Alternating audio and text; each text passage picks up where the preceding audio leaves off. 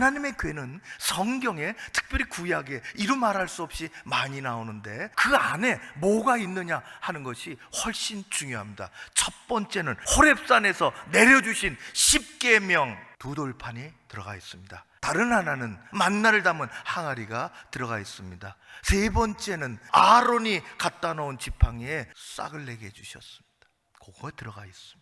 두 돌판을 갖다 넣은 것은 하나님께서 우리의 신앙과 삶을 하나님의 말씀으로부터 시작해야 한다고, 흔들림이 없는 하나님의 말씀이 있다고 증거하는 것입니다. 만나는 그들의 삶의 주인이 우상이 아니라, 다른 것이 아니라 나다, 하나님이다, 그것을 고백하고 말씀하시는 것입니다.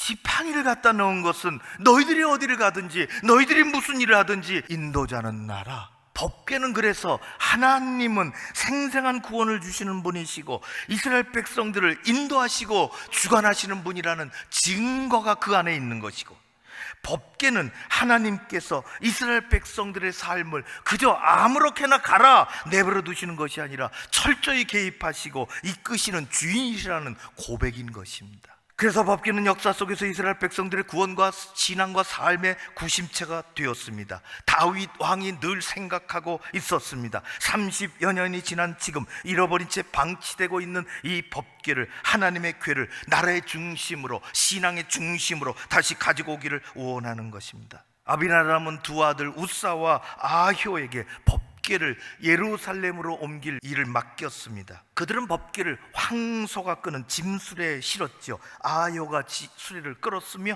우사는 그 옆을 따랐습니다. 이끌던 소가 갑자기 날뛰기 시작했으며 수레는 비틀거리고 법궤는 한쪽으로 기울어지기 시작했습니다. 그때 우사는 반사적으로 손을 내밀어 법궤가 떨어지지 않도록 법궤를 붙잡았습니다. 손은 진정됐고 상황은 정리된 듯 했으나 그 자리에서 우사는 죽고 말았습니다. 이해가 되지 않습니다. 하나님은 사랑의 하나님이십니다.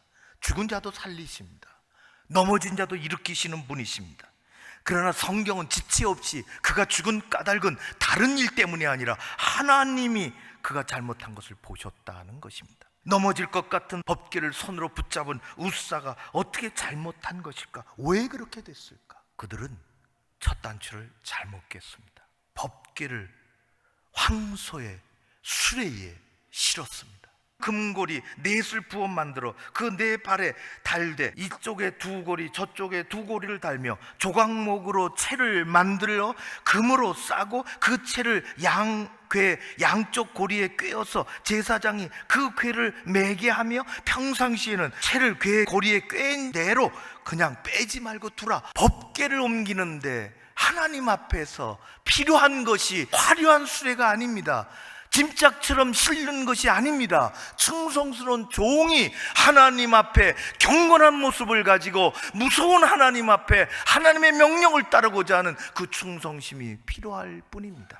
우리에게 있어야 하는 것은 하나님을 향한 만만함이 아니라 하나님을 두려워할 줄 아는 경외심을 가지고 신앙생활 해야 하는 것입니다.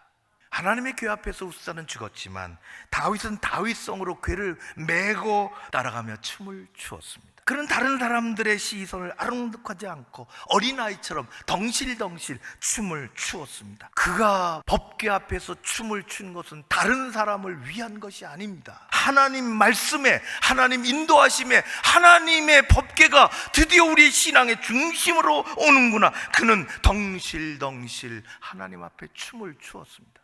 여러분은 언제 하나님 앞에서 춤을 추셨습니까? 무한한 감사와 기쁨으로 여러분의 삶과 여러분의 영이 춤을 추고 계십니까? 하나님의 말씀과 하나님의 임재와 하나님의 인도하심을 여전히 사모하고 계십니까? 아니면 계산된 교회 생활, 그 길을 남이 볼까 따라가기 급급하고 있지는 않습니까? 우리는 우리의 삶에 당장 오늘 한 주간의 편리함을 위해서 하나님 앞에 나아가지 않습니다. 하나님은 사랑의 하나님이시요 무서우신 분이십니다. 무서운 사랑으로 우리를 이끌어 가실 줄로 믿습니다.